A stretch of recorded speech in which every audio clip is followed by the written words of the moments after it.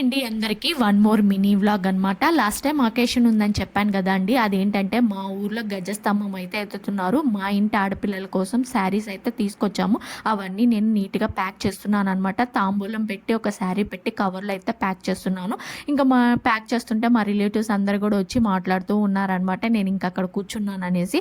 ఏంటంటే ఇలాంటప్పుడే రిలేటివ్స్తో కలుస్తామండి. ఇలాంటప్పుడే ఎవరు ఎవరు రిలేటివ్స్ అని తెలుస్తుంది. నా మ్యారేజ్ 3 ఇయర్స్ అయితే చాలామంది నాకు ఐడియా లేదనమాట. ఈ అకేషన్ వల్ల చాలా మంది కూడా పరిచయం అయ్యారు. ఇంకా మా బాబు నిద్రపోతున్నాడు కదా, ఇంకా మా పెద్దమ్మ వాళ్ళ ఇంటికి అండ్ మా చిన్నత్త వాళ్ళ ఇంటికి అందరి ఇంటికి వెళ్ళి అందరినీ పలకరించేసి ఇంకా అందరం కలిసి దేవుడి దగ్గరికి అయితే వెళ్తున్నాము, టెంపుల్ దగ్గరికి.